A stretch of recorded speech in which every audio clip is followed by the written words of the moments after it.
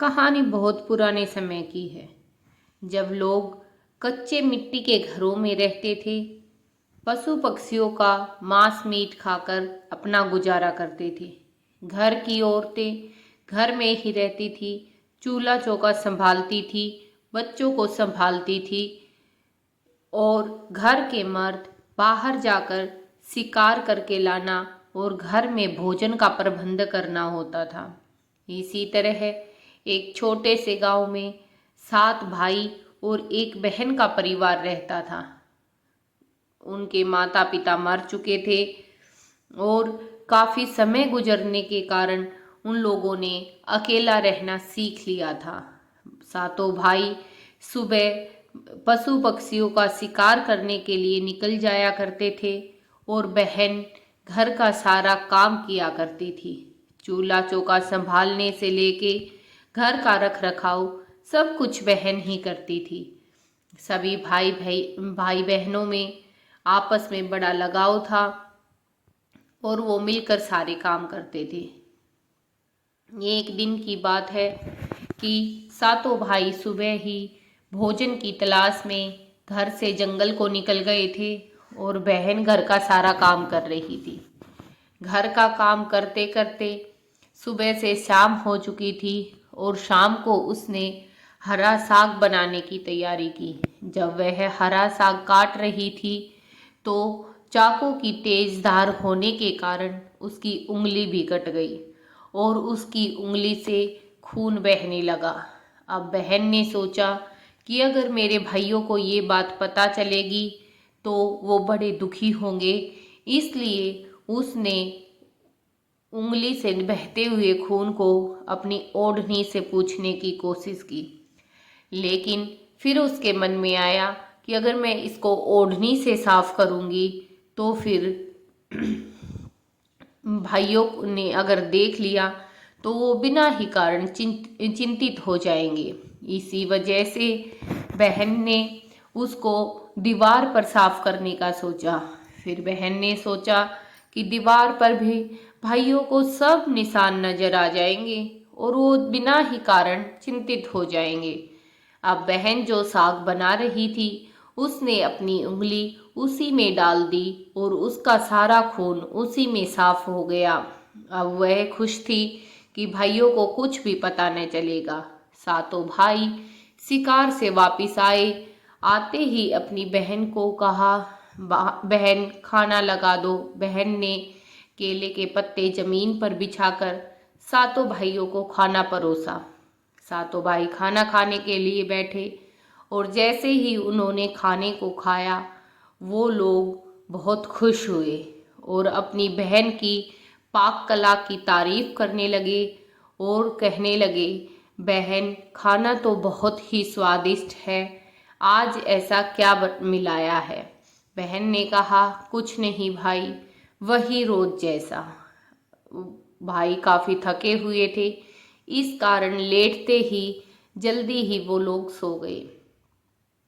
सुबह उठे तो उठकर उनको भोजन की तलाश में जंगल में जाना था, तो भाई भोजन की तलाश के लिए जंगल की तरफ निकल पड़े और बहन घर का काम करने लगी। बहन भी बहुत खुश थी कि भाइयों को उनका बनाया हुआ खाना बहुत पसंद आया और उन्होंने मेरी तारीफ की। अब भाई चलते चलते रास्ते में धूप होने के कारण एक पेड़ की छांव में बैठ गए। पेड़ की छांव में जब वो लोग बैठे तो आपस में बातें करने लगे और बड़े भाई ने कहा, भाई कल जो बहन ने साग बनाया था, इतना स्वादिष्ट साग आज तक मैंने कहीं नहीं खाया है। बहन ने ऐसा साग में क्या मिलाया ये उनसे पूछना पड़ेगा और हमें वही ऐसा ही साग रोज खाने के लिए चाहिए। सच में हमारी बहन ने बहुत ही अच्छा साग बनाया था। बाकी सभी भाइयों ने हामी भरी और कहा, हाँ हमें बहन से पूछना चाहिए। बड़े भाई ने कहा, हाँ आज हम बहन से पूछकर ही रहेंगे कि उसने साग में क्या मिलाया था। सातों भाई शाम होने पर घर आए। बहन ने वैसे ही खाना लगाया तो बड़े भाई ने कहा, बहन, कल तो साग बहुत ही स्वादिष्ट था, तुमने उसमें क्या मिलाया था? बहन ने कहा, मन ही मन सोचा कि भाइयों को अगर बताऊंगी तो वो परेशान हो जाएंगे, इसलिए उसने फिर से छुपाने के लिए कहा, कुछ नहीं भाई, वही रोज की तरह ही बनाया था। अब भाई ने जिद की और कहा, नहीं बहन, तुम्हें हमारी सौगंध, सच सच बताओ कि साग में क्या मिलाया था। अब बहन वो अपने भाई का बहुत सम्मान और मान करती थी, इसलिए भाई ने सौगंध दी तो बहन को बताना पड़ा। बहन ने कहा, भैया कुछ नहीं, कल जब मैं साग काट रही थी तो मेरी उंगली चाकू की तेज धार होने के कारण कट गई थी और उससे खून निकल रहा था, तो मैंने सोचा कहीं खून को देखकर आप सभी मेरे लिए चिंतित न हो जाओ, इसीलिए वो उंगली मैंने साग में डाल दी थी और इसी तरह मेरे खून के कतरे उस साग में मिल गए थे और आप लोगों को बहुत ही स्वादिष्ट वह सब्जी लगी। अब ये सुनकर छहों भाइयों के मन में एक कुटिल विचार आया कि अगर बहन के खून की कुछ बूंदें इतनी स्वादिष्ट है तो उसके शरीर का मांस कितना स्वादिष्ट होगा। ये सुनकर छहों भाई सो गए थे और अगले दिन सुबह जब हुई तो वो अपने भोजन की तलाश के लिए जंगल को निकल गए। जंगल को जाते जाते फिर से वो लोग बैठे तो उन्होंने वही साग की बातें फिर से शुरू कर दी। बड़े भाई ने कहा, देखो भाइयों, हमारी बहन के शरीर के खून की कुछ बूंदें इतनी स्वादिष्ट हैं तो सोचो उसके शरीर का मांस कितना स्वादिष्ट होगा। छहो बाकी भाइयों ने भी हाँ में हाँ भरी, लेकिन छोटा भाई उनकी बातों को बिल्कुल भी पसंद नहीं कर रहा था। अब बड़े भाई ने कहा, क्यों ना हम अपनी बहन को मारकर उसके शरीर का स्वादिष्ट मांस खाएं और उसका आनंद लें। बाकी पांचों भाइयों ने भी हाँ में हाँ भरी, लेकिन सातवें भाई ने हाँ न की और वो ना भी न कर सका क्योंकि छह भाई एक तरफ थे। अब वो उन लोगों ने एक योजना बनाई और एक बड़े से टीले पर पात बना दिया जो बांस के फट्टे लगाकर बनाया जाता है और फिर घर को लौटे अपनी योजना बनाकर। घर आने पर उन्होंने बहन से कहा, बहन, अब तुम बड़ी हो गई हो, इसलिए हमें तुम्हारी शादी कर देनी चाहिए और आज हम लोग तुम्हारे ससुराल जा रहे हैं लड़का और उसका घर बार देखने के लिए। तुम भी जल्दी से सुंदर से कपड़े पहनकर नहा धोकर तैयार हो जाओ और हमारे साथ चलना। बहन शादी की बात को सुनकर बहुत खुश हुई और जल्दी से तैयार होकर अपने भाइयों के साथ चल पड़ी। लेकिन सातवां भाई बिल्कुल भी खुश न था और कुछ कह भी नहीं सकता था, क्योंकि अगर वो कुछ बोलता तो छहों भाई उसको मार देते। अब वो जंगल की तरफ चल पड़े। चलते चलते काफी समय बीत चुका था और बहन थक चुकी थी। जब बहन थक चुकी थी तो बहन ने अपने भाइयों से कहा, भैया, और कितनी दूर है मेरा ससुराल? तब बड़े भाई ने कहा, बहन, बस थोड़ी सी दूर और, वो देखो सामने एक ऊंचे से टीले पर जो दिख रहा है वही तुम्हारा ससुराल है और हमें उम्मीद है तुम अपने ससुराल में राज करोगी। सारा राजपाट तुम्हारे ही हाथ में होगा, सब तुम्हारे कहे अनुसार ही चलेंगे। बहन और भी खुश हुई और जल्दी जल्दी चली। सातवें भाई ने अब भी मन में बड़ा दुखी था और कुछ कहना चाहता था फिर भी चुप था। वो लोग ऊंचे से टीले के पास पहुंचे और छहों भाइयों ने अपनी बहन को ऊंचे टीले पर चढ़ा दिया। तब सबसे बड़े भाई ने कहा कि बहन को रस्सी से बांध दो। बाकी छहों भाइयों ने बहन को रस्सी से टाइट बांध दिया। अब बहन सब समझ चुकी थी। वह अपने भाइयों को हत्यारे के रूप में देख रही थी और लेकिन वह बहुत असहाय थी, कुछ नहीं कर सकती थी। उसको बांधने के बाद सब भाई नीचे आए। फिर बड़े भाई ने कहा कि सब बारी बारी से बहन की छाती को लक्ष्य करके तीर बींध दो। सबसे पहले बड़े भाई ने बहन को तीर से बींधना चाहा और अपना तीर कमान उठा लिया। तब बहन ने कहा, मारो मारो भैया, छाती में लक्ष्य करके मारो, मारो मारो भैया, आपका तीर जंगल को जाए। मारो मारो भैया, छाती में लक्ष्य करके मारो। भाई ने इतना सुनने के बाद भी वह बिल्कुल भावुक न हुआ और अपना तीर छोड़ दिया।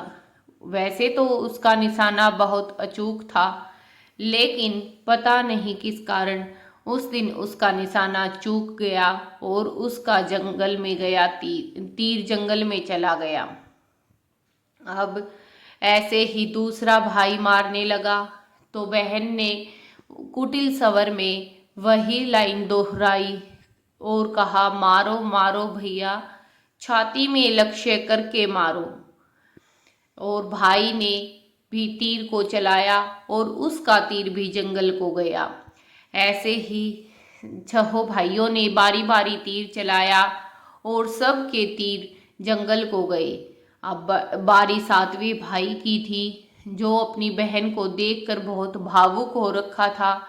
तो बड़े भाई ने कहा कि मारो और तुम अपना तीर उठाओ और बहन की छाती में इस तरह तीर मारो कि वो एक ही तीर में मरकर ढेर हो जाए, और अगर तुम्हारा तीर खाली गया तो हम तुम्हें मार देंगे। इतना सुनते ही बहन बहुत घबरा गई और अपने भाई के प्राण को बचाने के लिए उसने भगवान से प्रार्थना की, हे भगवान, मेरे भाई का निशाना अचूक रहे और उसका तीर मेरी छाती में लगे, इसकी मैं प्रार्थना करती हूँ। तब उसने अपने छोटे भाई से कहा, मारो मारो भैया, छाती में लक्ष्य करके मारो, तुम्हारा तीर मेरी छाती को बींध जाए। इतना कहने के बाद भाई ने तीर छोड़ा। अगर वह तीर न छोड़ता तो बाकी भाई उसे मार देते। इसी डर के कारण उसने तीर छोड़ा और तीर सीधा बहन के सीने में लगा। थोड़ी देर तड़पती बिलखिलाती हुई बहन के प्राण पखेरु उड़ गए और वह मर गई। सातों भाइयों ने बहन के शरीर को नीचे उतारा और घर लाकर उसके मांस को पकाने की तैयारी की। सबसे छोटे भाई को कहा कि तुम जंगल को जाओ और वहां से लकड़ियां लेकर आओ, जिससे आग जलाने का प्रबंध हो सके। अब सातवां भाई जंगल को गया। वह मन ही मन बहुत दुखी और भावुक हो रखा था। उसने वहां से कुछ मछली और केकड़े भी पकड़ लिए थे, क्योंकि वह चाहकर भी अपनी बहन के शरीर के मांस को नहीं खा सकता था। उसने सोचा, अगर वह बहन के शरीर के मांस को नहीं खाएगा तो बाकी भाई उसका मजाक बनाएंगे और शायद उसे मार भी सकते हैं। इस तरह वह मछली और केकड़ों को छुपाकर घर आ गया। बाकी भाई बहन के शरीर के मांस को पका रहे थे और बहुत खुश हो रहे थे। छोटे और सातवें भाई ने जब बहन के शरीर का मांस पक रहा था, उसी आग में केकड़े और मछली भी डाल दिए और अपने लिए खाने का प्रबंध कर लिया। अब उन लोगों ने सातवें भाई को कहा कि खाना परोसो। सातवें भाई ने सबके लिए जमीन पर केले के पत्ते बिछाए और वहां पर सबके लिए खाना परोसा और अपनी जगह पर पहले ही उसने एक गड्ढा खोद लिया था और अपनी थाली में उसने केकड़े और मछली लगा लिए थे छुपाकर। अब वो सब लोग बहन के मांस और भात को खाने लगे और सब मन ही मन बहुत खुश हो रहे थे। कह रहे थे कि आज के भोजन का कोई जवाब नहीं है। सातवें भाई ने चुपके से बहन के शरीर के मांस को गड्ढे में डाल दिया और मछली और केकड़े खाने लगा। जब सभी भाई बहन के मांस को खा रहे थे तो सातवें भाई ने मछली को खाया, और जब वो लोग हड्डियां चबा रहे थे तो छोटे भाई ने केकड़ों को चबा लिया। खाना खाने के बाद सारे भाई उठ चुके थे और छोटे भाई को भोजन को बचा खुचा भोजन साफ करने के लिए कहा। सातवें भाई ने बहन की बची खुची हड्डियां और नाखून इकट्ठा किए और सबको उसी गड्ढे में डाल दिया और फिर मिट्टी से दबा दिया। कुछ समय के बाद वहाँ पर एक बांस का पौधा उग गया था और वह काफ़ी घना हो गया था। वहाँ से एक साधु जा रहा था और साधु को मल त्याग करना था और वो उसी बांस के पेड़ के नीचे बैठ गया। जैसे ही साधु ने मल त्याग किया, आकाशवाणी हुई, संत दुर्गंध आ रही है, संत दुर्गंध आ रही है। ये सुनकर साधु फटाफट से वहाँ उठ गया और उसने वहाँ उस स्थान को साफ कर दिया। अब संत जाने लगा और जाते जाते उसने उस बांस से एक अच्छी सी लकड़ी को निकाला और उससे एक बांसुरी बजाई। अब संत बांसुरी को बजा बजा कर भिक्षा मांगने लगा और अच्छा सा गाना सुनाने लगा। इस तरह दिन बीतते चले गए। काफ़ी समय के बाद वो साधु उसी गांव में भिक्षा मांगने के लिए आया। अब तक 6 भाइयों की शादी हो चुकी थी। सब भाई अलग अलग रहते थे, लेकिन 7वें भाई की शादी नहीं हुई थी, पर वो भी अलग ही रहता था। साधु सबसे पहले सबसे बड़े भाई के घर भिक्षा मांगने के लिए गया। तभी बांसुरी से आवाज़ निकली, ना बाजो रे बांसुरी, यही है सबसे बड़ा दुश्मन। प्यार और प्रेम का त्याग कर रिश्तों का जिसने खून किया, ना बाजो रे बांसुरी, यही है मेरा सबसे बड़ा दुश्मन। इतना सुनते ही भाई की रूह कांप गई और वह डर गया और उसने अपने औरत को कहा कि तुम जल्दी से भिक्षा देकर साधु को आगे बढ़ाओ। ऐसे ही साधु बाकी भाइयों के द्वार पर गया और सब जगह बांसुरी ने यही कहा और ये सब देखकर सब हैरान भी थे। अब बारी थी 7वें भाई के द्वार पर जाने की। जब साधु 7वें भाई के द्वार पर गया और बांसुरी ने एक मीठे स्वर में कहा, बाजो बाजो रे बांसुरी, यही है मेरे सबसे प्यारे छोटे भाई का घर। बाजो बाजो रे बांसुरी, युग युग तक जिसने दिल में समाकर रखी सारी बात। बाजो बाजो रे बांसुरी, मेरे छोटे भाई के द्वार। इतना सुनते ही बांसुरी से एक मीठा स्वर निकलने लगा और बांसुरी बजने लगी। ये सुनकर छोटे भाई को बड़ा आश्चर्य हुआ। उसने साधु को अपने घर के अंदर बुलाकर आसन पर विसर्जित करके अच्छा जलपान ग्रहण करा के भोजन कराया और फिर बांसुरी की विषय में चर्चा हुई। संत ने सारी बात छोटे कि किस तरह आकाशवाणी हुई और किस तरह उसने बांस के पेड़ से निकालकर उस बांसुरी को बनाया और फिर भिक्षा मांगने लगा। भाई ने प्रार्थना की और साधु से उस बांसुरी को वापस ले लिया और उस बांसुरी को अपने पलंग के सिरहाने साफ सुंदर अच्छी जगह पर रखकर धूप बत्ती और जोत को जलाया। अब भाई के घर में कुछ ही समय के बाद परिवर्तन दिखाई देने लगा। जब भाई जंगल को जाता, लकड़ियाँ और मांस लेकर आता तो भाई के घर का सारा काम हुआ मिलता, घर की साफ सफाई हुई मिलती। तो भाई को बड़ा आश्चर्य हुआ। वह अपनी बड़ी भाभी के पास गया और उनसे पूछा कि भाभी, मेरी गैर मौजूदगी में क्या तुम मेरे घर का सारा काम करती हो? बारी बारी सब भाभीियों से पूछा। सब ने एक ही जवाब दिया, अरे हमसे हमारा काम तो पूरा नहीं होता, तुम्हारा काम करने का समय किसके पास है? अब भाई बिल्कुल हैरान हो चुका था कि उसके साथ ये सब क्या हो रहा है, और उसने मन में सोच लिया था कि अब वह छुप कर देखेगा कि उसके घर का काम कौन करता है। उस दिन वह जंगल के लिए निकला, लेकिन रास्ते से ही वापस लौट आया और घर के दरवाजे के पास छुप कर देखने लगा। थोड़ी ही देर बाद वह क्या देखता है, उस बांसुरी से ही एक लड़की निकली और उसने घर का सारा काम कर दिया। अब भाई को बड़ा आश्चर्य हुआ और वह अपनी बड़ी भाभी के पास गया और उनको सारी बात बताई। तब बड़ी भाभी ने कहा कि तुम में एक काम करना, कल जब वो लड़की काम करने के लिए निकले तो उस बांसुरी को आग में डाल देना और उस लड़की पर तुलसी दल का छिड़काव करना। भाई ने हामी भरी और घर आ गया। अगले दिन वह फिर जंगल के लिए निकला, लेकिन जंगल न गया। थोड़े ही समय बाद बांसुरी से लड़की निकली और घर का सारा काम करने लगी।